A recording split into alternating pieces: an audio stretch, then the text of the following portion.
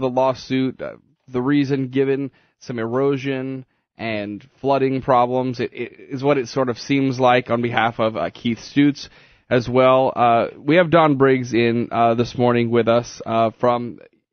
Give me the group again. Oh, Louisiana Oil and Gas Association. Okay. Yeah, it's long, right? Yeah, well, he doesn't have a business card, a business paper, a business sheet of paper.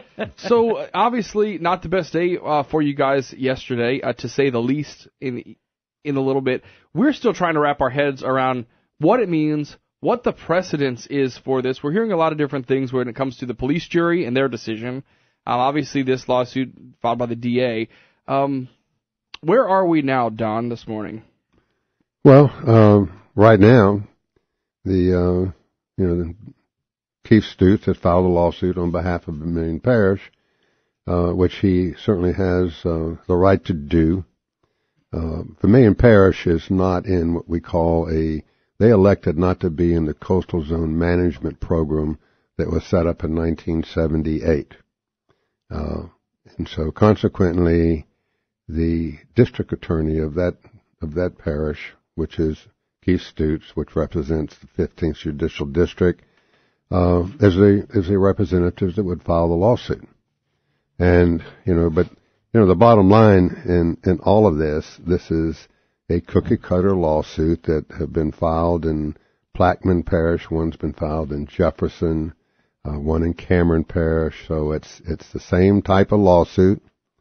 And suing the oil and gas industry for violation of permits that they say that we have violated, which is called coastal erosion, and I can go down the list, But it's about money, and that's all it's about. It's about trial lawyers and about money. So yesterday, State Attorney General Jeff Landry issued the following statement in response to this lawsuit. He says, "It's disappointing to see the lawsuit filed today in Vermilion Parish, as we have repeatedly conveyed to the coastal parishes that litigation beyond those already filed in Cameron, Jefferson, and Plaquemine's parishes were counterintuitive.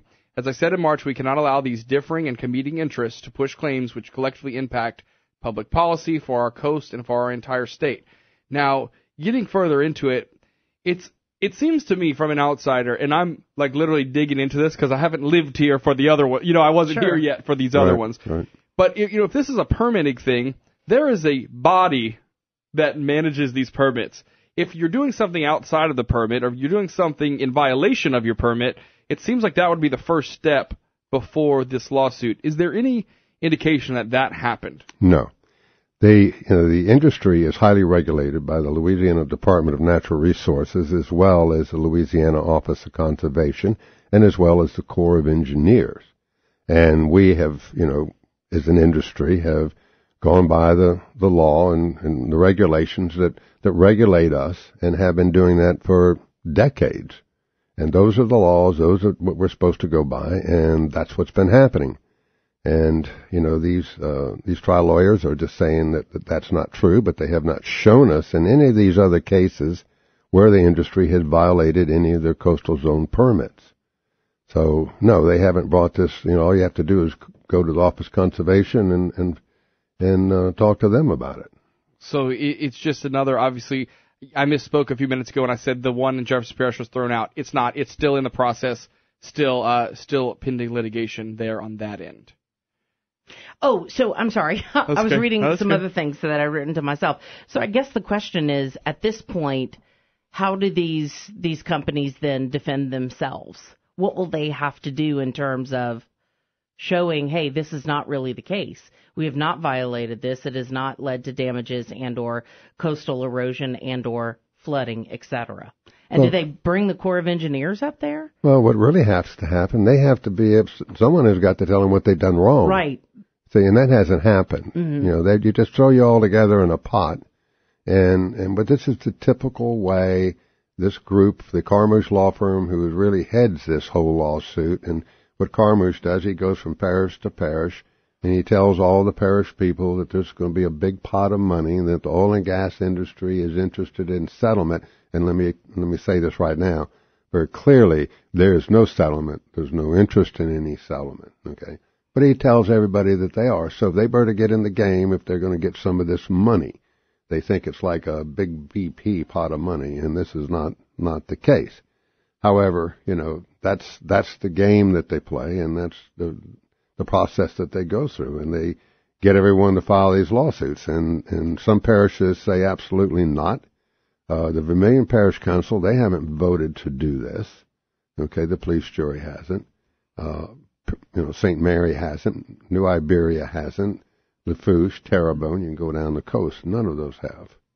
So what kind of impact does it have on the oil and gas industry that's already in such a bad situation at this point? I mean, well, who wants to come here and... No, see, that's the heartbreaking part of all that. And this type of litigation, if you want to call it that, is really, it's terrible what they're doing, but really it puts the industry in a spot. Well, where do you want to go? Do you want to drill in Louisiana? Why would anyone want to invest here when we have this type of litigation going on? We're going to recover as an industry. That's going to happen. That will happen. You're given a little bit of time. But it's not going to happen in Louisiana.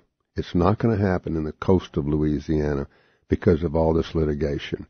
Because in outside investors, and we deal with a lot of them, we're working with some right now, but when they look at Louisiana properties right now, Louisiana companies they'd like to buy that have production, they don't want to mess with the coast because of this type of litigation.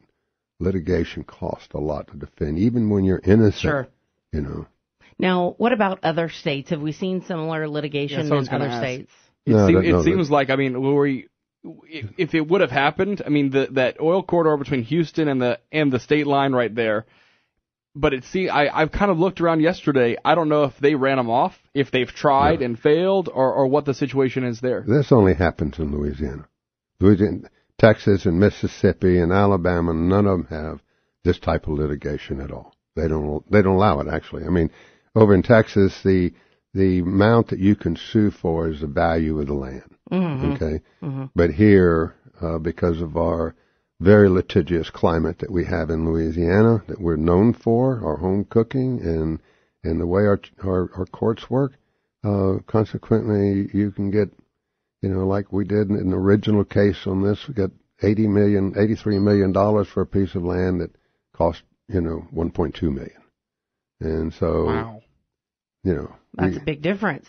Well, a big difference, yeah. Now, the Louisiana legislature, but correct me if I'm wrong on this, didn't they try to address this with legislation, but I think the legislation failed, or am I not hitting the mark there? We've had a lot of legislation that has worked through over the years mm-hmm. that have kind of cleaned it up and helped, the process to be clear, to be able to go through a process where we can clean up the land and do the necessary things we need to do if, in fact, there is a problem with that. Mm-hmm. Yeah. So you say there's enough regulation via the Louisiana Department of Natural Resources, Corps of Engineers, et cetera, and it would seem to me that, I don't know, and I'm asking this because I don't know, you have to go through all these groups anyway, and you have to report to all these groups. So if there was something clearly being done that was in a huge violation, wouldn't that be noticed? Would permits then not be issued? That's right. Or do you think the other side would also suggest that maybe Corps of Engineers and Natural Resources, that they are not tough enough on the industry? Well, they regulate us, and we go by the regulations that they set up for us. Mm-hmm. And that's what our guidelines are, and that's what we do with our permits, and we follow those permits to the very nth degree, and we have to comply to them. And if we don't comply to them, and then we have to mitigate or do whatever we have to do to get in compliance. Mm-hmm. And that's the way the process works. And they're suing companies that have already left the state. They're suing companies that have followed those rules, regulations, and compliance from day one. Now, I'm not saying, it's a perfect world out there for us. Right, because it's not. I mean, because nothing is. No. But, we have regulations. We follow them. And that's what industry has been doing since the very beginning. The way we did things in some of these lawsuits, we're talking about stuff back in 1940. The technology back then was one thing, and what it is today is altogether different. Mm-hmm. They say it's about coastal erosion. It's not. It's about the money. It's about a pot of money for a bunch of greedy trial lawyers, and that's all this is about. Our coastal issues are serious, and the oil and gas industry are big players in that, in helping to mitigate that. Hundreds and hundreds of millions of dollars are going to be poured into that through the coastal zone offshore revenue sharing funds. That's going to be helping to do that, and that's coming from oil and gas industry. Okay, our issues are about subsidence when you really get into the science and you really get into it. But these lawsuits are just about money grab for a few trial lawyers is all it is. Don Briggs with the Louisiana Oil and Gas Association. I want to thank you very much for coming and sharing your thoughts with us this morning. My pleasure. Thank you. It's 6:34 now at News Talk 96.5 KPEL.